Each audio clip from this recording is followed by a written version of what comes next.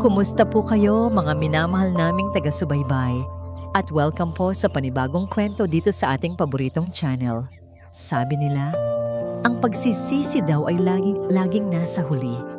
Ngunit paano kung ang huling pagkakataon na yon ay ang simula pala ng isang panibagong yugto? Isang kwentong magpapatunay na ang tunay na yaman ay hindi nasusukat sa salapi, kundi sa mga pusong minsan nating binali at pilit na binubuo muli. Samahan ninyo kami sa kwento ni Banyuhay Soliman. Ito ang Banyuhay. Isang marangyang itim na kotse ang marahang huminto sa dulo ng isang bakubakong daan. Ang alikabok na nilikha nito ay tila isang insulto sa payapang hangin ng probinsya. Bumukas ang pinto at isang pares ng sapatos na gawa sa mamahaling katad ang unang lumabas, sinundan ng isang lalaking nakasuot ng itim na suit na tila hindi nababagay sa init ng araw. Ito si Banyuhay Soliman, isang pangalan na kasing bigat ng imperyong itinayo niya sa Maynila. Ngunit dito, sa maliit na sementeryo ng dalampasigang payapa, ang pangalan niya ay walang halaga. 5 taon. 5 taon na ang lumipas mula nang huli niyang makita si Halia. At ang huli nilang pag-uusap ay puno ng masasakit na salita at mga pangakong napako. Umalis ka kung gusto mo. Sigaw niya noon. Wag na wag ka nang babalik. At tinupad ngayon ni Halia. Hindi na ito bumalik. Dahan-dahan siyang naglakad palapit sa isang simpleng puntod sa ilalim ng isang puno ng kalachuchi. Walang marmol, walang magarbong disenyo. Isang krus na kahoy lamang kung saan nakaukit ang pangalan, Halia Alapas. May kung anong bumara sa kanyang lalamunan. Sa loob ng 5 taon, ibinaon niya ang sarili sa trabaho sa pagpapalago ng kanyang kumpanya. Inakala niyang sapat na yon. Inakala niyang sa paglipas ng panahon, maghihilom ang lahat. Ngunit habang nakatayo siya roon, sa harap ng malamig na katotohanan, naramdaman niya ang bigat ng bawat araw na kanyang sinayang. Patawarin mo ako, Halia. Halos pabulong niyang sabi. Sana napatawad mo ako. Nakatitig lamang siya sa pangalan nito nang may marinig siyang mahinang hagik-gikan. Kasabay nito ang tunog ng maliliit na mga paang tumatakbo sa damuhan. Napalingon siya. 2 batang babae, magkamukhang magkamukha. Pareho ang kulot na buhok na sumasayaw sa ihip ng hangin. Pareho ang bilugang mga mata na puno ng buhay, mga matang kilalang-kilala niya, mga mata ni Halia. Mama! Sabay na sigaw ng 2 bata habang tumatakbo palapit sa puntod. Napaatras si Banyuhay, nanlalaki ang mga mata, hindi makapaniwala sa nakikita. Tila huminto ang pag-ikot ng mundo. Ang hangin ay hindi na gumagalaw. Ang tanging naririnig niya ay ang malakas na kabog ng sarili niyang dibdib. Huni! Tinig! Dahan-dahan lang! Isang boses ng lalaki ang pumunit sa katahimikan. Mula sa likod ng mga bata, isang matipunong lalaki ang lumitaw. Nakasuot ito ng simpleng t-shirt at pantalon. Ang balat ay kulay kayumanggi dahil sa sikat ng araw. Huminto ito nang makita si Banyuhay. Ang mga mata ng lalaki ay puno ng galit at pagkasuklam. Isang tingin na tumagos hanggang sa kaluluwa ni Banyuhay. Ang 2 bata na ngayon ay nakahawak na sa krus na kahoy ay lumingon kay Banyuhay. Ang kanilang mga mukha ay puno ng pagtataka. Nanginginig ang mga labi ni Banyuhay. Tumingin siya mula sa mga bata pabalik sa lalaki. Ang tanong ay hirap lumabas sa kanyang bibig. Sa sino? Sino sila? Ngumisi ang lalaki. Isang nangising walang kagalakan. Lumapit ito at tinakpan ng kanyang katawan ang 2 bata na para bang pinoprotektahan sila mula sa isang mabangis na hayop.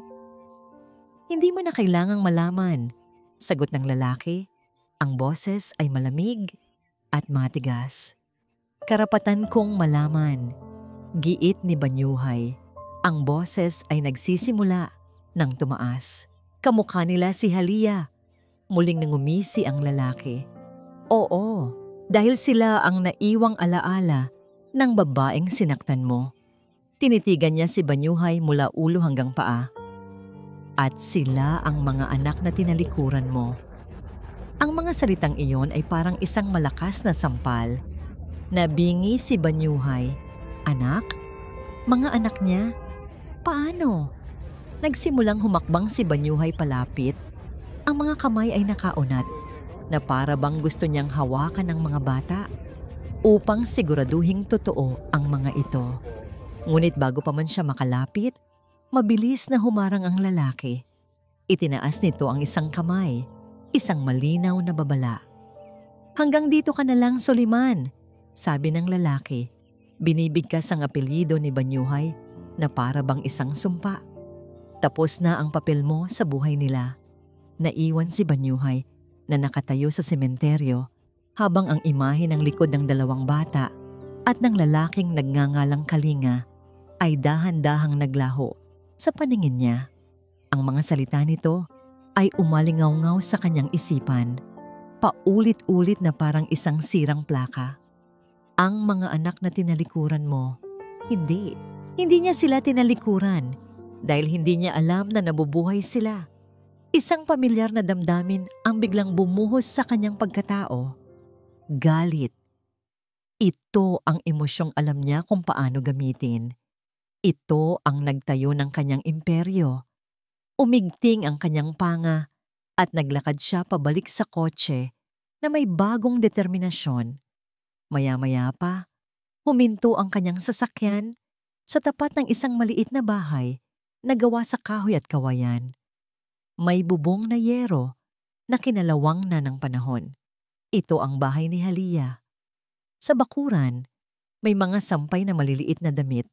Sa bintana, may mga drawing ng mga bata na nakadikit. Bumaba siya ng kotse at naglakad ng diretso papunta sa pinto. Kumatok siya, hindi bilang isang panauhin, kundi bilang isang taong may karapatang maningil. Bumukas ang pinto at si Kalinga ang bumungad sa kanya. Ang galit sa mga mata nito ay hindi nabawasan. Anong kailangan mo rito? Tanong ni Kalinga. Ang katawan ay nakaharang sa daan. Gusto kong makita ang mga anak ko. Maring sabi ni Banyuhay.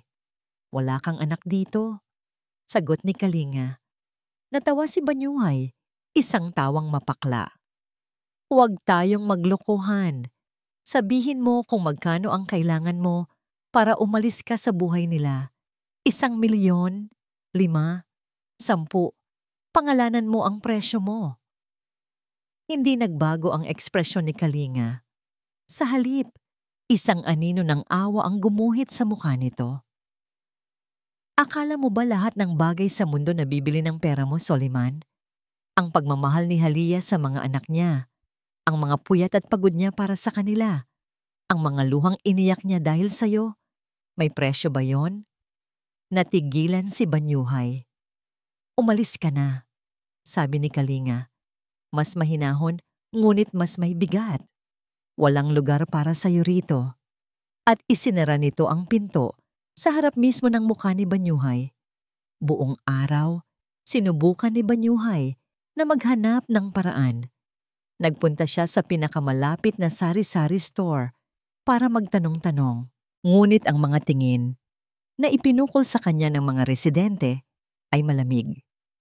Ang mga sagot sa kanyang tanong ay iikli at walang laman. Isang pader ng katahimikan ang bumabalot sa buong komunidad. Lahat sila ay nasa panig ni Halia. Napilitan siyang bumalik sa nirentahan niyang rest house.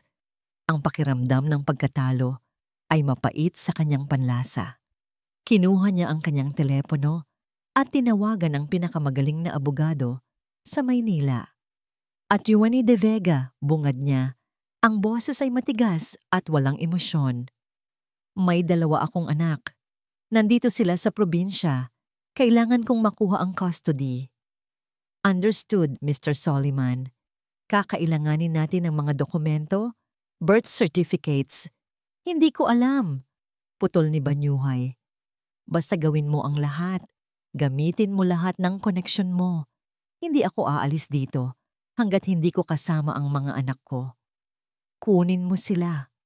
Pagkatapos ng tawag, pakiramdam niya ay bahagyang gumaan ang kanyang loob. Ipinasa na niya ang problema sa isang eksperto. Ganito niya laging nilulutas ang lahat.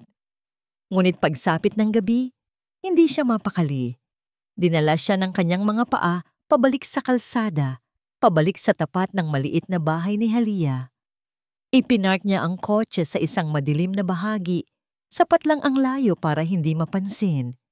Mula sa kanyang bintana, kitang-kita niya ang loob ng bahay. Isang mainit na ilaw mula sa isang bombilya ang nagbibigay liwanag sa sala. Nakita niya ang anino ni Kalinga, nakaupo sa sahig. Sa magkabilang gilid nito ay ang dalawang bata, si Huni at si Tinig. May hawak na libro si Kalinga at kahit hindi niya marinig, alam niyang binabasahan nito ng kwento ang mga bata. Nakita niya kung paano tumawa ang isa at kung paano isinandal ng isa pa ang ulo nito sa balikat ni Kalinga. Isang pamilya, isang perpektong larawan ng isang masayang pamilya at siya nasa lalabas. Nakakulong sa loob ng kanyang mamahaling sasakyan. Sa gitna ng kadiliman, isang estranghero na sumisilip sa buhay na dapat ay sa kanya. Biglang nagring ang kanyang telepono. Si Antonio de Vega, mabilis niya itong sinagot. Anong balita? Mr. Soliman, nagsimula ang abogado. May pag-aalinlangan sa boses. Nagawa kong makuha ang kopya ng birth certificate ng kambal mula sa local civil registry. May problema tayo. Anong problema? Iritabling tanong ni Banyuhay. Isang sandaling katahimikan ang sumunod bago sumagot ang abogado. Ayon sa birth certificate, sa espasyo para sa pangalan ng ama, ang nakalagay ay Father Unknown. Ang mga salitang Father Unknown ay parang mga dagang kumakain sa isipan ni Banyuhay sa sumunod na mga araw. Ginamit ng kanyang abogado ang lahat ng legal na paraan at sa huli, sa pamamagitan ng isang court order, na pagbigyan siya ng karapatan para sa isang supervised visit. Isang oras. Sa isang maliit at kulob na silid sa munisipyo, kasama ang isang social worker. Para kay Banyuhay, ito ay isang maliit na tagumpay. Isang patunay na sa huli, ang sistema ay papanig pa rin sa kung sino ang tama o sa kung sino ang may mas magaling na abogado. Bago ang araw ng pagkikita, ginawa niya ang tanging bagay na alam niya. Namili siya. Pumasok siya sa pinakamahal na toy store at department store sa pinakamalapit na syudad. Binili niya ang pinakamalaking mga manika, mga damit na may tatak ng mga sikat na designer, mga laruang debaterya na kumakanta at umiilaw. Para sa kanya, ang mga regalong ito ay hindi lamang mga bagay. Ito ay simbolo ng buhay na kaya niyang ibigay. Isang buhay na mas maganda kaysa sa kaya nitong Kalinga. Dumating siya sa munisipyo kalahating oras bago ang itinakdang oras. Ang kanyang suit ay plansadong-plansado. Ang kanyang buhok ay maayos na nakasgel. Inilatag niya ang mga mamahaling regalo sa isang mesa na para bang isang handog para sa mga prinsesa. Nang bumukas ang pinto, pumasok si Kalinga at sa likod nito, nagtatago ang dalawang bata, si Huni at si Tinig. Sa unang pagkakataon, nakita niya sila ng malapitan sa liwanag. Ang kanilang mga mukha ay perpektong pinaghalong bersyon niya at ni Halia. Napakaganda nila at sa isang iglap, lahat ng galit at pagmamataas ni Banyuhay ay natunaw at napalitan ng isang damdaming hindi niya maintindihan. Isang halo ng pagkamangha at takot. Halika, mga anak, sabi ng social worker sa malumanay na boses. Nandito ang papa ninyo. Ang salitang papa ay tila bago sa pandinig ng kambal. Nagkatinginan sila, pagkatapos ay mas lalong nagtago sa likod ng mga binti ni Kalinga. Huni, Tinig, Nagsimulang magsalita si Banyuhay. Pilit na pinapalambot ang kanyang boses na sanay sa pag-uutos. Tingnan ninyo, may dala ako para sa inyo. Itinuro niya ang mga regalo, ngunit ang mga bata ay hindi man lang sumulyap doon.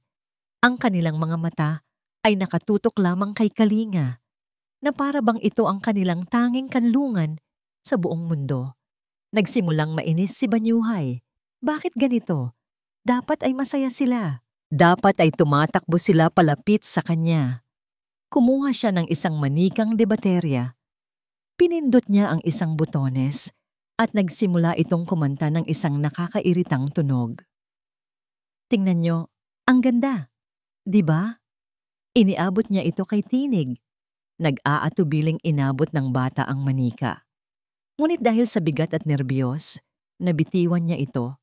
Bumagsak ang laruan sa semento at ang kanta nito ay naging isang basag na tunog bago tuluyang tumahimik. Ay nako, biglang nasabi ni Banyuhay, hindi napigilan ng inis. Ang mahal pa naman yan. Mag-ingat ka kasi. Ang mga salita ay lumabas bago pa man niya ito mapigilan. Nakita niya ang pagpula ng mukha ni Tinig. Ang maliliit nitong mga labi ay nanginig. At maya-maya pa, humagulgol ito ng iyak. Ang kapatid nitong si Huni, bilang proteksyon, ay agad na yumakap dito at sumimangot kay Banyuhay. Tapos na ang oras, biglang sabi ni Kalinga. Ang boses ay puno ng pigil na galit. Binuhat niya ang umiiyak na si Tinig. Hinawakan naman niya sa kamay si Huni. Habang papalabas sila ng pinto, narinig ni Banyuhay ang bulong ni Tinig sa pagitan ng mga hikbi. Ayaw ko sa kanya, Kuya Kalinga. Nakakatakot siya. Naiwan si Banyuhay sa silid, kasama ang social worker na nakatingin sa kanya ng may awa at ang mga mamahaling regalo na ngayon ay parang basura sa kanyang paningin. Ang katahimikan ay mas nakakabingi kaysa sayak ng bata. Bigo siya. Isang malaking kabiguan. Pagbalik niya sa kanyang kotse, ang pagtitimpi niya ay bumigay. Sinuntok niya ang manibela, paulit-ulit, hanggang sa mamula ang kanyang mga kamay. Isang sigaw ng kabiguan at galit ang kumawala mula sa kanyang lalamunan. Isang sigaw na puno ng sakit na hindi niya alam na kaya niyang maramdaman. Sa gitna ng kanyang pagwawala, tumunog ang kanyang telepono, ang kanyang sekretarya. Sir? Sabi nito sa kabilang linya. Pinapaalala ko lang po, ang board meeting ninyo bukas. The Japanese investors are expecting. Hindi na niya ito pinatapos. I cancel mo lahat. Sigaw niya sa telepono.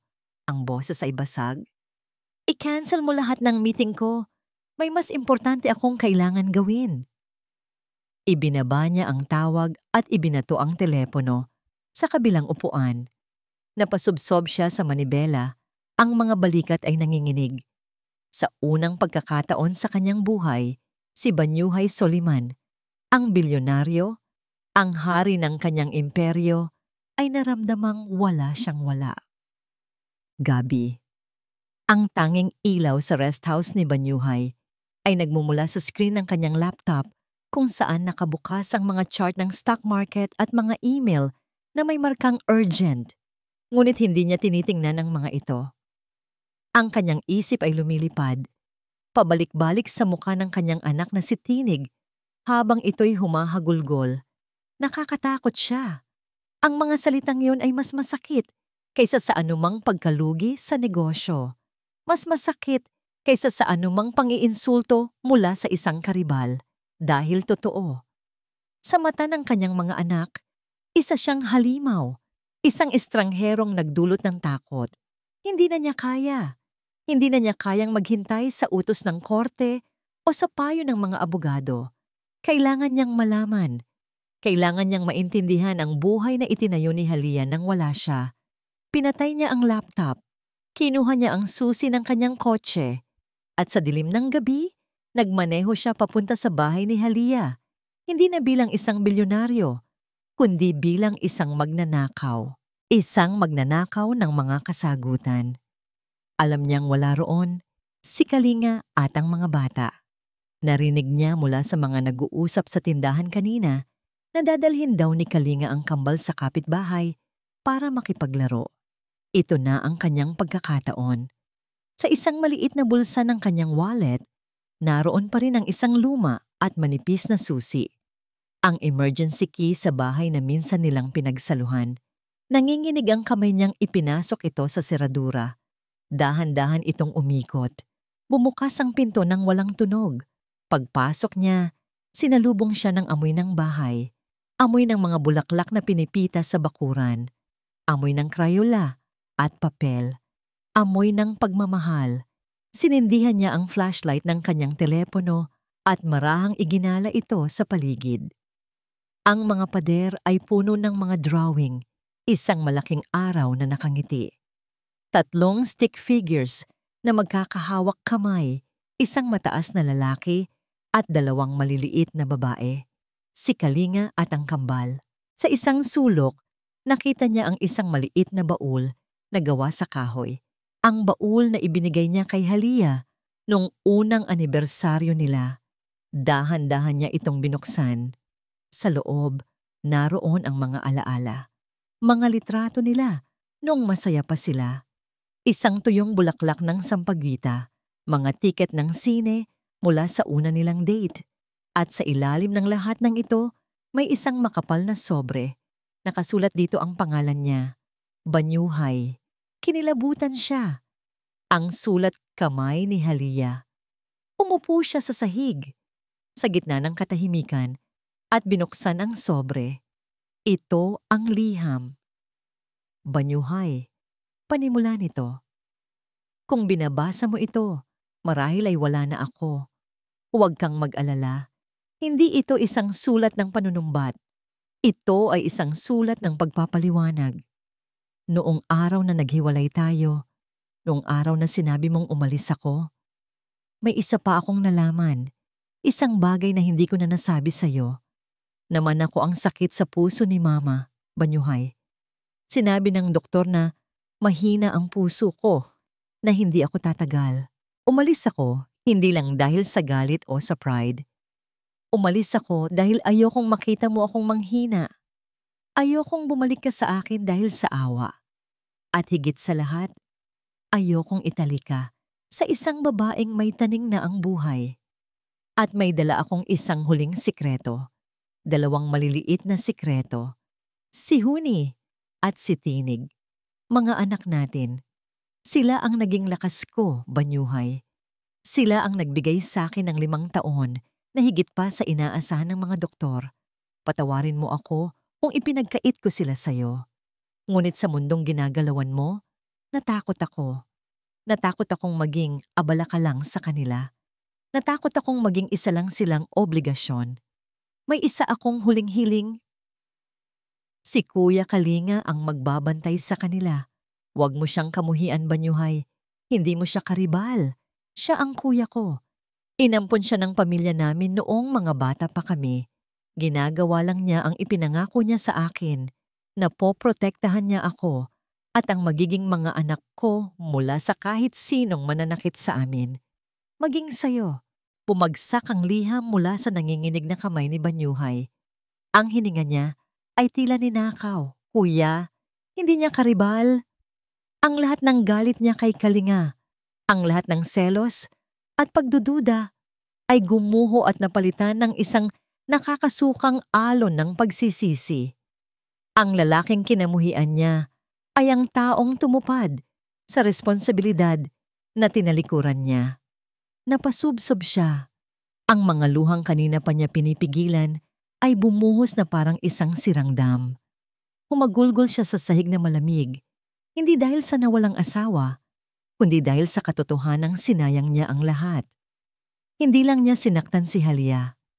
Itinulak niya ito sa isang laban na kinaharap nitong mag-isa. Sa gitna ng kanyang pag-iyak, isang malakas na kalabog ang kanyang narinig. Napaangat ang kanyang ulo. Bumukas ang pinto. Nakatayo roon si Kalinga. Ang muka ay gulat na agad na palitan ng nag-aapoy na galit nang makita niya si Banyuhay sa sahig. Hawak ang sobre. Anong ginagawa mo rito? Sabi ni Kalinga, ang boses ay mababa at mapanganib. Magnanakaw? Napatayo si Banyuhay. Hawak pa rin ang liham na para bang iyay yon ang tanging bagay na pumipigil sa kanya na gumuho. Ang galit sa mga mata ni Kalinga ay halos nasusunog, ngunit sa pagkakataong ito, hindi yon tinapatan ni Banyuhay ng sarili niyang galit. Ang nakikita lamang ni Kalinga sa kanyang mga mata ay isang malalim at basag na kalungkutan. Kalinga, magpapaliwanag ako. Hindi na niya natapos ang sasabihin. Mabilis na sumugod si Kalinga. Hindi ito isang suntok ng isang basagulero, kundi isang tulak. Isang malakas na tulak sa dibdib na nagpatumba kay Banyuhay sa sahig. Magnanakaw. Sigaw ni Kalinga. Ang boses ay nanginginig sa galit. Pati ba naman ang mga alaala niya na nakawin mo pa rin? Hindi ka pa ba nakontento? Sinubukan ni Banyuhay na bumangon, ngunit tinulak siyang muli ni Kalinga pababa. Alam ko na, sabi ni Banyuhay. Ang boses ay garalgal. Ang tungkol sa inyo, na magkapatid kayo, sinabi niya sa sulat. Natigilan si Kalinga. Ang mga kamao niya ay nanatiling nakakuyom sa kanyang gilid, ngunit ang galit sa kanyang mga mata ay bahagyang napalitan ng pagkalito. Bakit hindi mo sinabi sa akin? Tanong ni Banyuhay. Bakit hinayaan mong isipin kong... Para ano? Putol ni Kalinga. Ang boses ay puno ng pait. Para maging mas madali para sa'yo? Para mabawasan ang konsensya mo? 5 taon, Soliman. 5 taon siyang naghirap. 5 taon siyang lumaban ng mag-isa. Bawat salita ay isang suntok na mas masakit kaysa sa anumang pisikal na pananakit. Akala mo ba simpleng sakit lang yon? Nagpatuloy si Kalinga at ngayon may mga luhang namumuo na rin sa kanyang mga mata. Nakita ko kung paano siya hirap huminga pagkatapos maglaban ng mga damit ninyo. Nakita ko kung paano siya ngumingiti sa harap ng mga bata habang namimilipit sa sakit ang dibdib niya kapag nakatalikod na sila. Gabi-gabi, naririnig ko siyang umiiyak sa kwarto niya. Binabanggit ang pangalan mo. Napapikit si Banyuhay, tinatanggap ang bawat salita na parang mga punyal. At alam mo ba kung ano ang pinakamasakit? Humakbang si Kalinga palapit. Ang mukha ay ilang pulgada na lang ang layo-bulayo mula kay Banyuhay. Alam mo ba kung paano siya namatay? Sa huling gabi niya sa ospital, habang hawak ko ang kamay niya, may ibinulong siya. Akala ko pangalan ng mga anak niya. Pero hindi. Huminto si Kalinga. Tila kinukuha ang lahat ng lakas para sabihin ang mga susunod na salita. Tinatawag niya ang pangalan mo. Gumuho ang mundo ni Banyuhay. Ang katotohanan yon ay isang bigwas na tuluyang sumira sa natitirang pagkatao niya. Hindi na niya napigilan. Yumuko siya at sa harap ng lalaking kinamuhian niya, sa sahig ng bahay na tinalikuran niya, si Banyuhay Soliman ay humagulgol na parang isang bata. Walang pag-arte. Walang pagpipigil. Tanging puro at dalisay na sakit at pagsisisi. Nakita ni Kalinga ang pagguho ng lalaking nasa harap niya. Ang lalaking matikas, makapangyarihan, at palaging kontrolado ang lahat, ay ngayon isang basag na piraso ng tao. Hindi na muling nagsalita si Banyuhay. Dahan-dahan siyang lumuhod. Sa unang pagkakataon sa kanyang buong buhay, nagmakaawa siya. Tumingala siya kay Kalinga. Ang mukha ay basang-basa ng luha. Patawarin mo ako. Halos pabulong niyang sabi. Patawarin mo ako sa lahat. Parang awa mo na. Tulungan mo akong maging ama sa kanila. Ituro mo sa akin kung paano. Tinitigan siya ni Kalinga ng matagal. Ang galit sa kanyang mukha ay naglaho na. Napalitan ng isang malalim na pagod at kalungkutan. Itinayo niya si Banyuhay. Inabot niya pabalik ang liham. Huli na ang lahat, sabi ni Kalinga. Ang boses ay walang laman. Bukas ang unang araw ng hearing sa korte. Ang mga abogado na ang mag-uusap. Tumalikod si Kalinga at naglakad papunta sa pinto. Bago siya lumabas, huminto siya at nagsalita nang hindi lumilingon. Sinabi mo sa kanya noon na huwag na siyang babalik at tinupad niya yon. Ngayon ako naman ang nagsasabi sa'yo. Pagkatapos ng hearing bukas, sisiguraduhin kong hindi mo na sila makikita kailanman. Isinara ni Kalinga ang pinto. Iniwan si Banyuhay sa katahimikan at kadiliman na may bigat ng isang pangungusap na parang isang hatol ng kamatayan. Naglakad si Banyuhay palabas ng bahay ni Halia na parang isang kaluluwang ligaw. Hindi niya matandaan kung paano siya nakabalik sa kanyang sasakyan o kung paano siya nakapagmaneho pabalik sa rest house. Ang isip niya ay blangko, puno ng huling mga salita ni Kalinga. Sisiguraduhin kong hindi mo na sila makikita kailanman. Pagdating sa kanyang silid, hindi niya binuksan ang ilaw. Naupo siya sa dilim. Ang tanging liwanag ay mula sa buwan na sumisilip sa bintana. Ang korte, ang mga abogado, ang pera, ang kapangyarihan, lahat ng sandatang dati niyang inaasahan ay tila mga basag na laruan na ngayon. Paano niya lalabanan ang isang taong ang tanging motibo ay isang pangakong binitiwan sa kapatid nitong nag-aagaw buhay? Paano niya mapapatunayan sa isang hukom na karapat-dapat siyang maging ama kung sa unang pagkikita pa lang nila ng kanyang mga anak ay takot na ang naidulot niya? Binuksan niya ang kanyang mamahaling leather briefcase. Sa loob, naroon ang isang folder na inihanda ng kanyang abogado. Puno ito ng mga estratehiya, mga paraan para siraan ang pagkatao ni Kalinga, mga dokumento na nagpapatunay sa kanyang kakayahang pinansyal, isang plano ng gera. Ngunit habang binabasa niya ito, nasusuka siya. Ito ba talaga siya? Isang tao na sisirain ang buhay ng lalaking nag-alaga sa kanyang mga anak para lamang makuha ang gusto niya. Ito ang lumang Banyuhay. At ang lumang Banyuhay ang dahilan kung bakit namatay si Halia ng malungkot. Itinabi niya ang folder.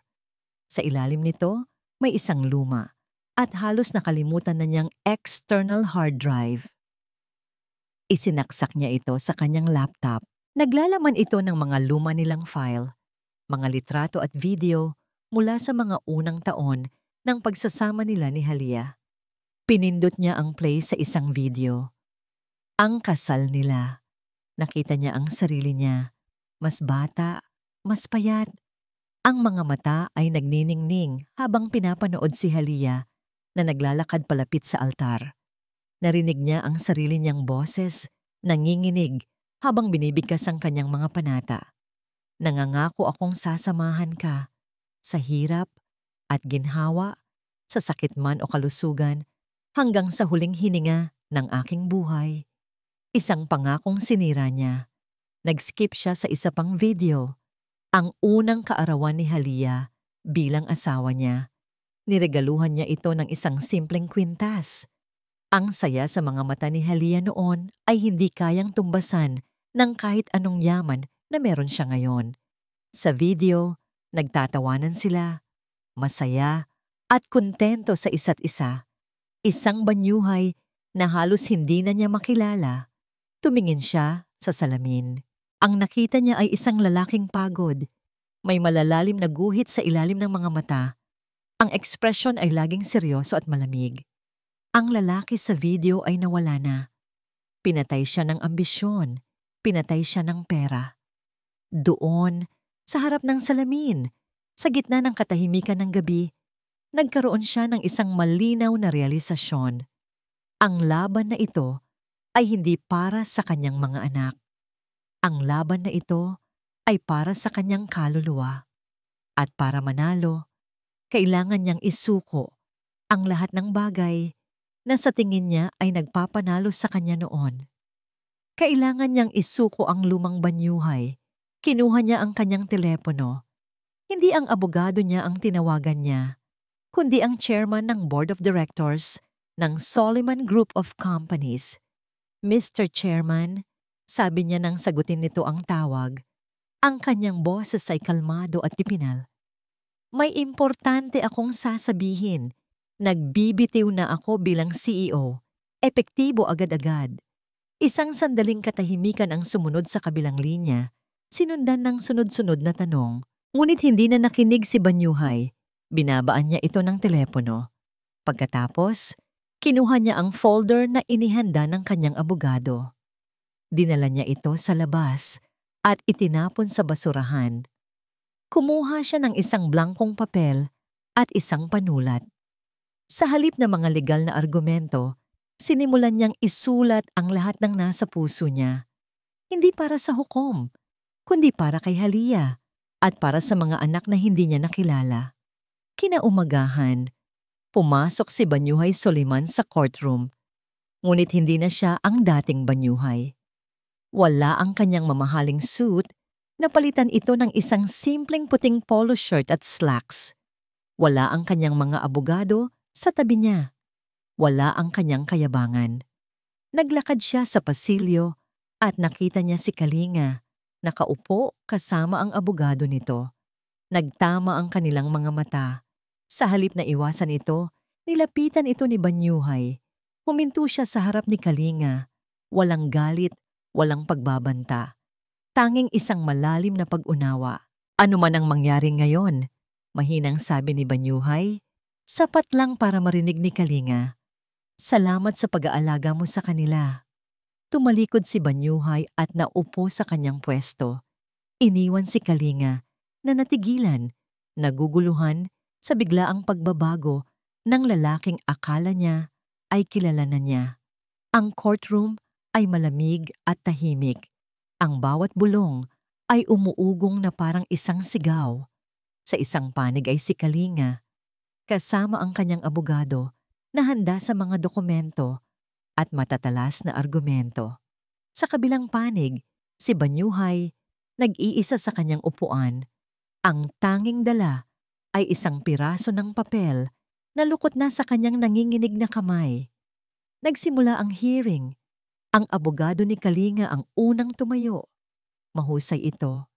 Ipinresenta niya ang lahat ng ebidensya. Ang birth certificate na father unknown, ang testimonya ng mga kapitbahay tungkol sa pag-aalaga ni Kalinga, ang report ng social worker tungkol sa bigong supervised visit.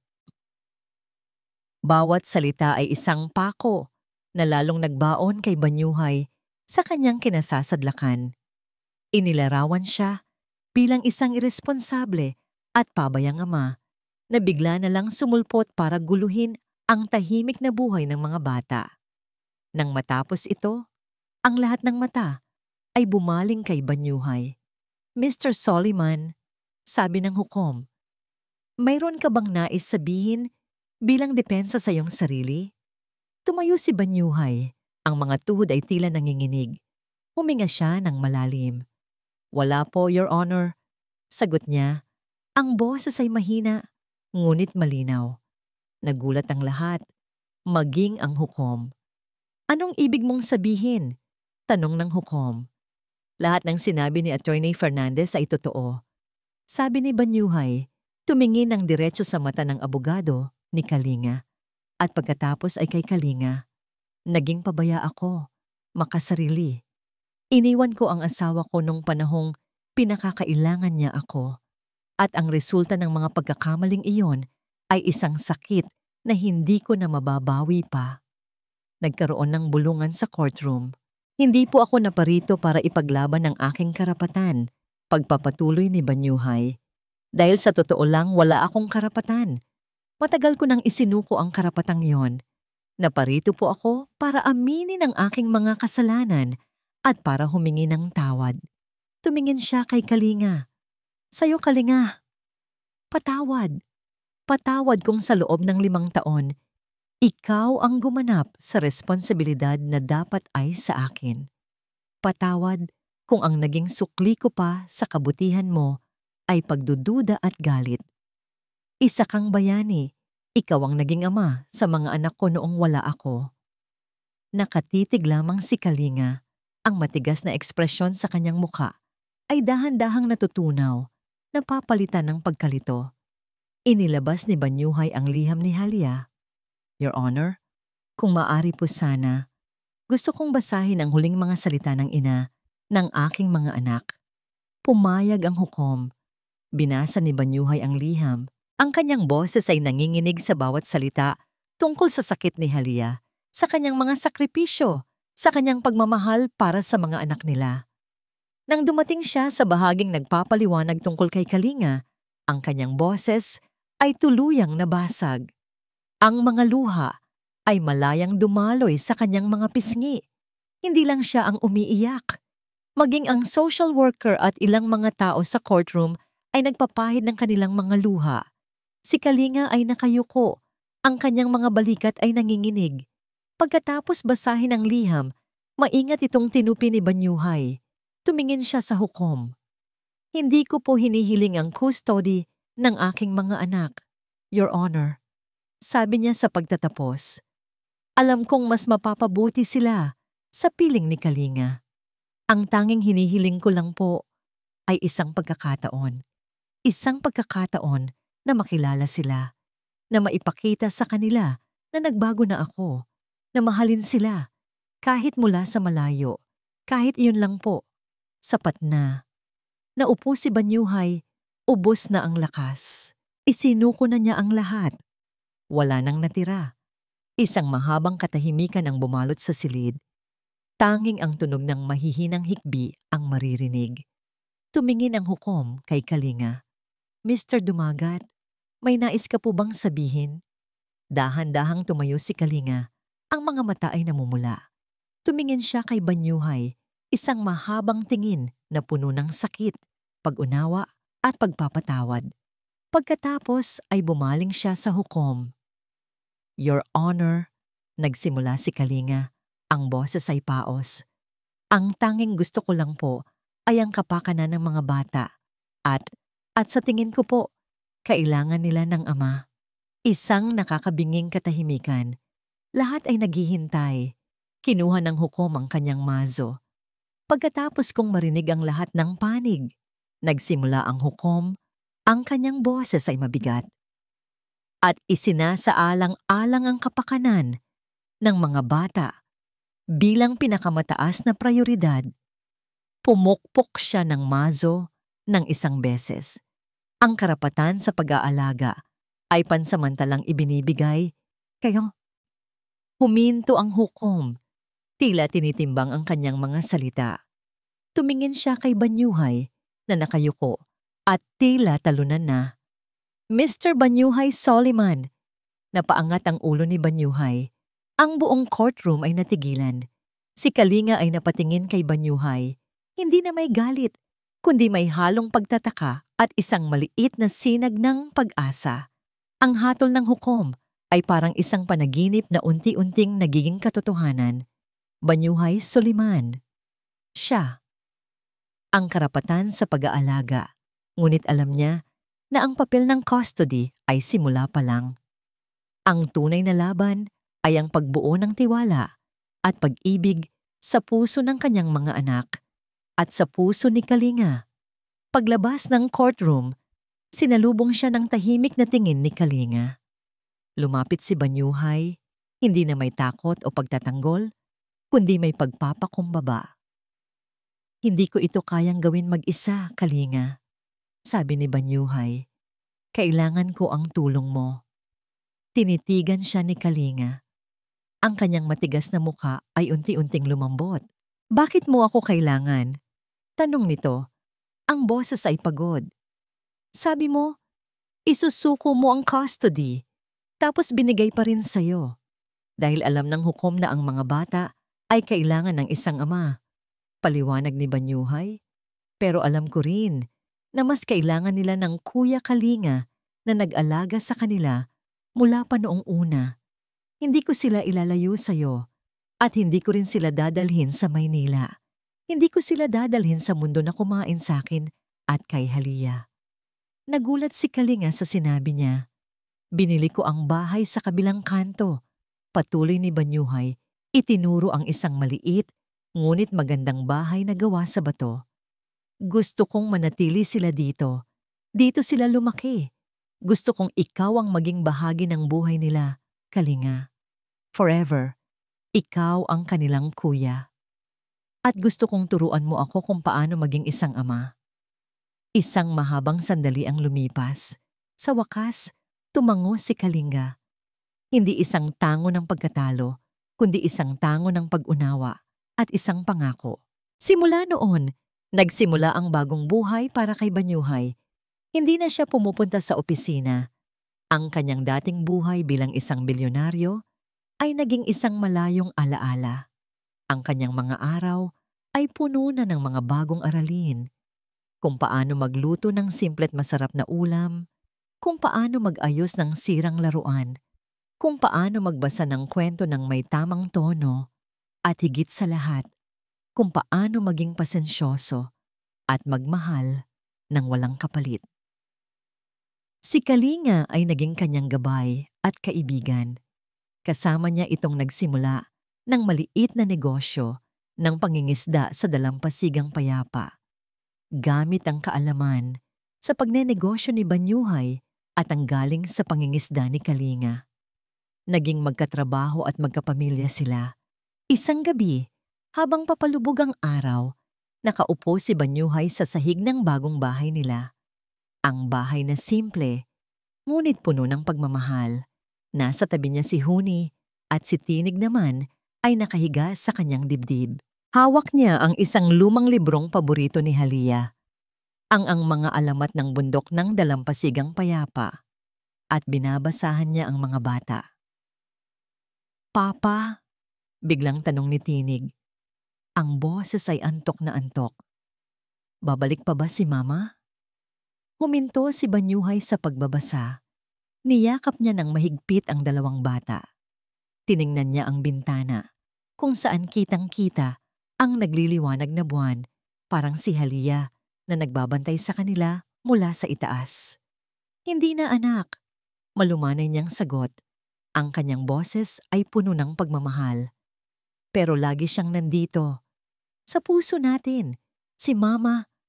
Siya ang dahilan kung bakit tayo magkasama ngayon. At ang pagmamahal niya ang patuloy na magiging ilaw natin. Hinalikan niya ang ulo ng bawat isa sa mga anak niya. Hindi na siya isang bilyonaryo. Wala na ang kanyang imperyo. Ngunit habang tinitingnan niya ang kanyang mga anak at nararamdaman ang init ng kanilang mga katawan sa kanyang yakap, alam niyang ang kayamanan na hawak niya ngayon ay mas mahalaga kaysa sa anumang salapi sa mundo. Ito ang tunay na Banyuhay, ang pagbabago mula sa kawalan tungo sa buong pagmamahal. At dito po nagtatapos ang kwento nila, Banyuhay at Halia. Isang paglalakbay na nagturo sa atin na ang tunay na pag-ibig ay hindi lamang tungkol sa nararamdaman, kundi sa mga aksyon na ginagawa, sa mga pagkakamaling tinatanggap, at sa kakayahang magpatawad sa iba at sa sarili. Ito ay isang paalala na ang buhay ay puno ng mga pagbabago at sa bawat dulo, mayroong isang panibagong simula na naghihintay. Taos puso po akong nagpapasalamat sa inyong walang sawang pagsubaybay sa bawat kabanata ng kwentong ito. Ang inyong pakikinig ang nagbibigay buhay sa bawat karakter at bawat emosyon. Nais ko pong marinig ang inyong saloobin tungkol sa kwentong ito. Ano ang aral na inyong napulot? Sino ang pinakanakaugnay ninyo? I-comment nyo lang po sa ibaba at babasahin namin ang bawat isa. Kung nagustuhan nyo ang kwentong ito, isang pindot lang po sa like button. I share ang episode na ito sa inyong mga kaibigan. At syempre, mag-subscribe na rin po kayo sa aming channel para hindi kayo mahuli sa mga bagong kwentong ilalabas namin. Muli, ako po ang inyong lingkod. Nag-iiwan ng isang paalala. Ang bawat puso ay may sariling kwento at ang bawat kwento ay may aral na naghihintay. Pagpalain po kayo ng Panginoon, kayo at ang inyong buong pamilya. Hanggang sa muli nating pagkikita sa panibagong kwento. Paalam.